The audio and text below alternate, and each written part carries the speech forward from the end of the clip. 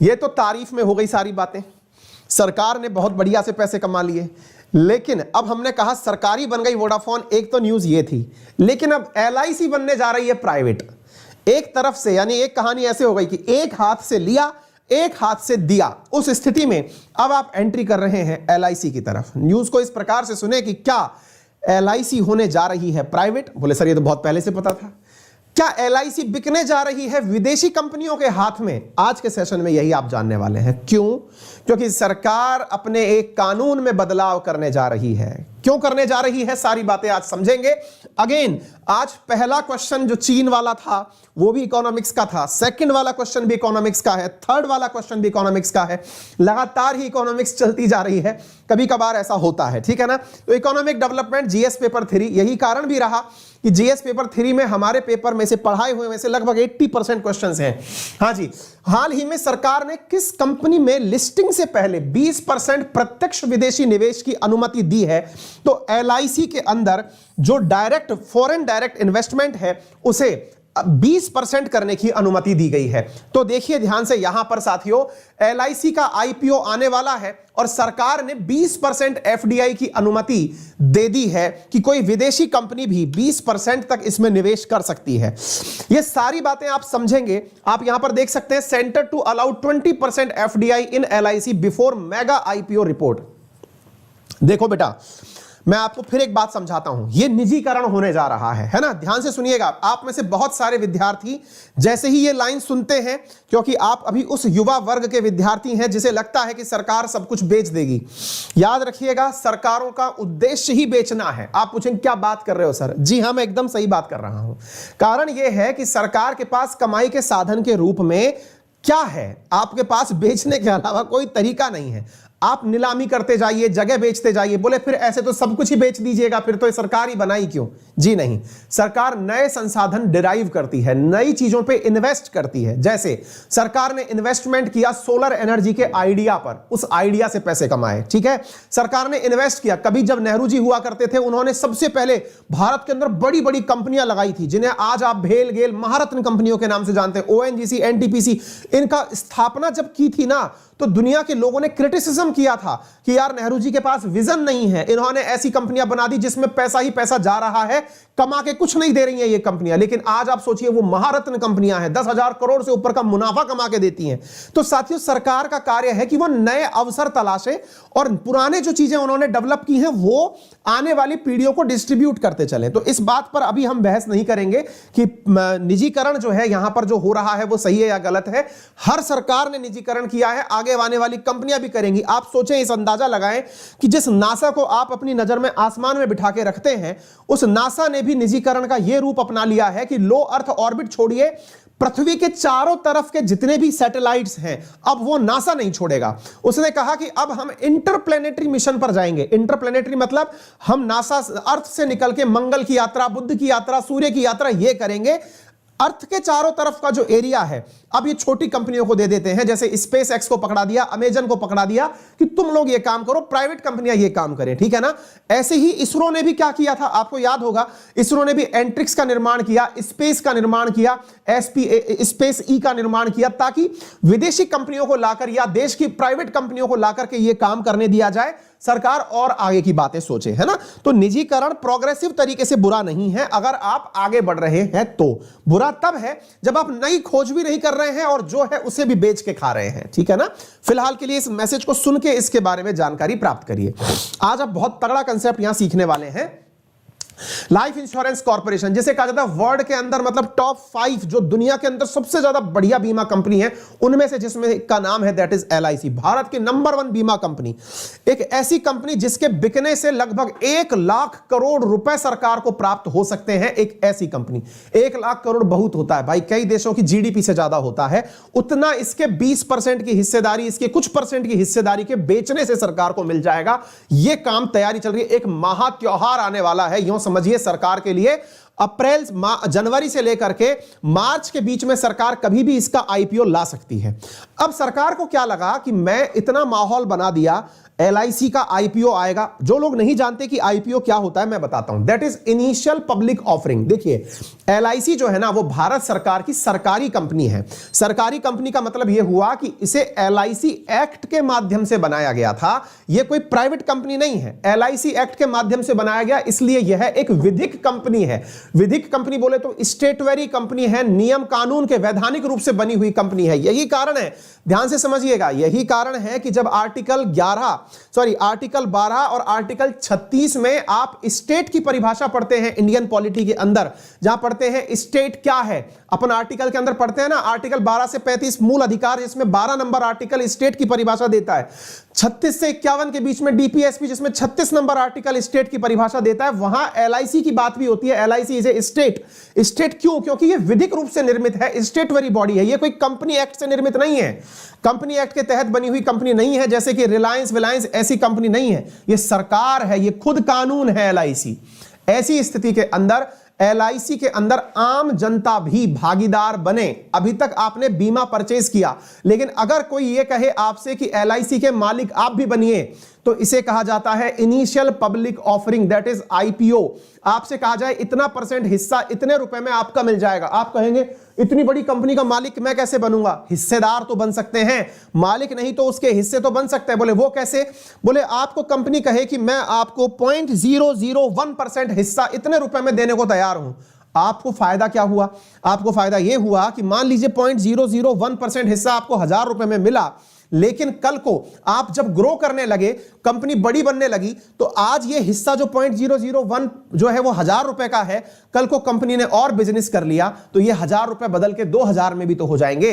अगर कंपनी बड़ी हो गई तो वैल्यू भी तो बढ़ जाएगी। यही कारण है कि जब भी किसी कंपनी का IPO आता है, मार्केट में बूम पड़ जाती है, मार्केट में वैल्यू जो लिस्टिंग प्राइस होती है कि भाई इतने रुपए में हम कम से कम शेयर बेचेंगे, उससे ओवर सब्सक्रिप्शन हो जाता है। ओवर सब्सक्रिप्शन का मतलब यह हुआ कि आपने उम्मीद की थी कि 1000 रुपए में मैं एक शेयर बेचूंगा, लोगों ने अपनी ऑलरेडी इतनी बुकिंग करा दी। बुकिंग कराने के लिए डीमैट अकाउंट की आवश्यकता होती है, आप भी खुलवाएं। ट्रेडिंग के लिए अगर आपको व्यापार करने के लिए कोई अकाउंट खुलवाना है तो उसे डीमैट अकाउंट कहते हैं। डीमैट अकाउंट के माध्यम से यह कहा गया कि भाई जितनी ज्यादा ओवर सब्सक्रिप्शन करना है कर लो, उससे ही वैल्यू बढ़ जाता है। लोग सेम डे IPO जब आता है, LIC का IPO मैं कह रहा हूं आने वाले समय में त्योहार होने वाला है, शेयर मार्केट का त्योहार, इसलिए क्योंकि लोगों को विश्वास है कि 1000 रुपए की वैल्यू अगर मान लीजिए उदाहरण के रूप में दे रहा हूं, अगर इतनी रखी तो ओवर सब्सक्रिप्शन से वो सेम डे ही 4000 का बिकेगा। सरकार को 1000 मिलेगा, लोग आपस में बेच के 4000 कमा लेंगे। ऐसी हालत होने वाली है। ठीक है, आते हैं वापस। तो IPO आएगा, लेकिन सरकार इसको और ज्यादा हाइप देना चाहती है और बड़ा मार्केट बनाना चाहती है। इसके लिए सरकार ने क्या किया? बोले देखो अब हम सरकारी कंपनी का विनिवेशीकरण कर रहे हैं, इस वजह से हम यहां पर कंपनी के नियम तो लागू नहीं कर सकते। तो बोले फिर क्या करें? बोले इसके अंदर हम एक काम करते हैं। बोले बताइए? बोले इसके अंदर हम विदेशी कंपनियों को भी आमंत्रित करते हैं। मैं आपको एक जानकारी दे देता हूं, अब ध्यान से सुनिएगा। जब विदेशी कंपनी आपके पास निवेश करने आती है तो दो ऑप्शंस होते हैं आपके पास। क्या क्या ऑप्शन होते हैं? एक ऑप्शन होता है FDI का और एक ऑप्शन होता है FII का। ध्यान से सुनिएगा, एक ऑप्शन होता है फॉरेन डायरेक्ट इन्वेस्टमेंट का, एक होता है फॉरेन इंस्टीट्यूशनल इन्वेस्टमेंट का। ध्यान से सुनिए, जब फॉरेन इंस्टीट्यूशनल इन्वेस्टमेंट हम बोलते हैं, इसका मतलब होता है कि अगर कोई कंपनी केवल और केवल शेयर मार्केट से आपके शेयर परचेज करे तब तो यह है FII। लेकिन कोई कंपनी शेयर मार्केट से हटके आपके पास सीधा आए और कहे कि सर मुझे आपके 5% हिस्सेदारी दे दो, अब भविष्य में इसमें मुनाफा हो या घाटा हो मुझे मालिकाना हक चाहिए, 5% का हिस्सा दे दो या 10% का हिस्सा दे दो या 20% का हिस्सा दे दो, ये FDI कहलाता है। अंतर क्या है? यहां पर ट्रेडिंग जो है वो शेयर मार्केट के माध्यम से होती है, यहां पर कंपनी खुद करती है। फिर आप पूछेंगे कंपनी खुद करती है का मतलब क्या हुआ? इसका मतलब यह हुआ आप मालिक बनते हैं, इतने % के मालिक। यहां पर शेयर आप चाहें तो बेच सकते हैं, आपके ऊपर कोई लायबिलिटी नहीं है, इसमें लायबिलिटी भी आती है। इसलिए भारत सरकार चाहती है कि जब भी कोई विदेशी हमारे पास आए तो वो FDI लेकर के आए। FII तो चलता रहता है। FDI के अंदर जब विदेशी कंपनियां हमारे पास पैसा लेके आती हैं तो वो जिम्मेदारी भी लेती हैं कि हम इसको सक्सेसफुल बनाएंगे, हम इसे डूबने नहीं देंगे। ध्यान से सुनिएगा, भारत सरकार ने इंश्योरेंस सेक्टर के अंदर, याद करिए बहुत ही शानदार सवाल है ये, भारत सरकार ने इंश्योरेंस सेक्टर के अंदर जो विदेशी निवेश है इसकी 75% FDI की अनुमति दे रखी है। मतलब यह हुआ कि अगर भारत की कोई भी इंश्योरेंस कंपनी, जो भारत की इंश्योरेंस कंपनी है, जैसे मान लीजिए टाटा इंश्योरेंस हुआ, बजाज फिनसर्व हुआ, ये जितनी भी कंपनी है जो भारत की अपनी है, इनका तो 75% हिस्सा भी विदेशी कंपनियां परचेज कर सकती हैं। इसको कहते हैं 75% एफडीआई की अनुमति देना, जो भारत सरकार ने ऑलरेडी दे रखी है। लेकिन इसके केस में आप अगर न्यूज पढ़ रहे हैं तो यहां पर क्या पढ़ रहे हैं, 20%। बोले ऐसा बताओ कि इंश्योरेंस कंपनी ही तो है एलआईसी, उसको 20% क्यों और बाकी कंपनियों को 75% क्यों? याद रखिएगा, बाकी कंपनियां कंपनी हैं, एलआईसी कंपनी नहीं है। तो बोले ये फिर है क्या? ये है बॉडी कॉर्पोरेट। याद करिएगा, एक टर्म सिखा रहा हूं यहां पर जिसका नाम है बॉडी कॉर्पोरेट। याद करिएगा, बहुत इंपॉर्टेंट टर्म है। ये कंपनी नहीं है। कंपनी होती तो क्या होता? कंपनी होती तो कंपनी एक्ट 2013 के तहत रजिस्टर होती। अगर ये कंपनी होती तो कंपनी एक्ट 2013 के तहत रजिस्टर होती। ये बॉडी कॉर्पोरेट है, ये स्टेटरी बॉडी है। सरकार ने कानून के माध्यम से, एलआईसी एक्ट के माध्यम से इसका निर्माण किया है, इसलिए यह सरकारी संस्था है। और ऐसी स्थिति में यहां पर निवेश की अनुमति 20% ही दी गई है। यह अनुमति केवल और केवल डिपार्टमेंट ऑफ कॉमर्स के द्वारा नहीं, वित्त विभाग और डिपार्टमेंट ऑफ कॉमर्स आपस में मिलकर के यह निर्णय लिए हैं कि यहां पर जो निवेश है उसको बढ़ाया जाए। फिर आप पूछेंगे कि सर एक बात बताइए, इस तरह के काम की अनुमति जब दी गई, 20% की अनुमति दे दी गई, तो कौन से नियम में संशोधन किया गया? बढ़िया सवाल है, बहुत ही शानदार सवाल है। याद रखिएगा, इस काम के लिए अगर आप एलआईसी के अंदर निवेश को अनुमति दे रहे हैं तो निवेश के अंदर अनुमति देते समय आपको यहां पर foreign exchange management rule, that is FEMA, इसमें संशोधन करना पड़ेगा। किसमें? फॉरेन एक्सचेंज मैनेजमेंट एक्ट के अंदर संशोधन करना पड़ेगा। अब यह क्या होता है, आइए मैं अब आपको यह बताता हूं। भारत में विदेशी निवेश जितना भी आता है उसको आने से पहले भारत का एक विभाग जांचता है। वो विभाग है एनफोर्समेंट डायरेक्टरेट, ईडी। वो चेक करता है कि आपका निवेश कहीं फर्जी तो नहीं है। इसके लिए भारत में पहले एक कानून हुआ करता था जिसे FERA कहते थे, फॉरेन एक्सचेंज रेगुलेशन एक्ट कहते थे। भारत सरकार ने उसे 1999 में बदल करके FEMA दे दिया, फॉरेन एक्सचेंज मैनेजमेंट एक्ट का नाम दे दिया, और कहा कि भारत में जितने भी प्रकार के निवेश आ रहे हैं उन्हें इस लॉ के माध्यम से जांचा जाएगा, चेक किया जाएगा कि पेमेंट सेफ तो है या नहीं है, और अगर एक बार के लिए ऐसी काम हो जाते हैं तो इनको फिर अनुमति दे दी जाएगी। तो कहने का मतलब यह हुआ कि भारत में जितना भी विदेशी धन आता है, किसी देश से आए या किसी कंपनी से आए या किसी व्यक्ति से आए, उसको काम को जांचने के लिए जो एक्ट है या जो कानून है वो FEMA कानून है। अगर LIC में 20% का आपको निवेश करना है तो इसके लिए FEMA के अंदर संशोधन करना पड़ेगा। और FEMA का निर्माण कब हुआ था? 1999 में हुआ था। और भारत के अंदर जो एक विभाग है जिसका नाम है एनफोर्समेंट डायरेक्टरेट, कई बार आपने सुना होगा कि भारत के किसी भी बड़े घराने के ऊपर जब छापा पड़ता है तो ईडी का छापा पड़ता है। जब भी आपको लगे कि ईडी का छापा किसी के पास पड़ा है तो इसका मतलब यह है कि उसके पास में विदेशों से आया हुआ धन था जिसकी उसने जानकारी नहीं दी थी, इसलिए ईडी के यहां से छापा। जब भी आपको लगे ईडी का छापा पड़ा, इसका मतलब विदेशी धन पाया गया है। क्लियर है? तो यहां पर देखिए, भारत का एनफोर्समेंट डायरेक्टरेट जो है वो इस फेमा को एग्जीक्यूट करने का कार्य करता है। उम्मीद है आप लोगों को यह बात समझ में आ जाए, ठीक है ना? तो याद रखिएगा किन किन चीजों पर यह काम करता है फेमा। फॉरेन सिक्योरिटीज आप परचेज करें, विदेशी मुद्रा विनिमय अगर आप करें, या फिर कोई भी एक्सपोर्टेशन ऑफ कमोडिटी और सर्विस करें, इंडिया से किसी दूसरे देश को आप सर्विसेज दे रहे हो, कोई सिक्योरिटी परचेज करें, या फिर कोई भी ऐसी चीज जो कि आप डेट हो किसी देश का परचेज करें, वो सब इसी के अंतर्गत आता है, ठीक है ना? तो LIC के केस में भारत सरकार क्या करने जा रही है, मैंने आपको बता दिया, फेमा रूल के अंदर संशोधन जिससे 20% विदेशी निवेश बाहर का आ पाएगा। अब फिर एक सवाल बना, बोले सर एक बात बताइए, क्या अंतर है कंपनी में और बॉडी कॉर्पोरेट में? मैंने आपको कह दिया LIC बॉडी कॉर्पोरेट है। बॉडी कॉर्पोरेट का मतलब ये कंपनी एक्ट 2013 के तहत रजिस्टर नहीं है, ये कानून के तहत LIC एक्ट के तहत बनी हुई चीज है। बोले कोई और भी उदाहरण है क्या इसका? बिल्कुल है, आइए मैं थोड़ा और उदाहरण देता हूं। जैसे साथियों, भारत के अंदर इन्फोसिस है, भारत के अंदर टाटा है, भारत के अंदर रिलायंस है, ये सब कंपनी है। कंपनी है का मतलब ये हुआ इन्होंने अपने आप को कंपनी एक्ट 2013 के तहत रजिस्टर करा करके कंपनी बना रखी है, ठीक है ना। अच्छा, ऐसे ही साथियों एप्पल है, माइक्रोसॉफ्ट है, ये कंपनी तो है लेकिन ये भारत की कंपनी नहीं है, ये कहां की है, अमेरिका की कंपनी है। लेकिन ये भारत में काम कैसे कर रही है, भारत में काम करने के लिए इन्होंने भारत में अपनी एक ब्रांच डाल दी। जैसे मान लीजिए माइक्रोसॉफ्ट इंडिया लिमिटेड है ना, Google India limited, Apple India limited, ये भारत में कंपनियां हैं जो इन्होंने डाल दी और वो भारत के अंदर कंपनी एक्ट 2013 में रजिस्टर हो गई।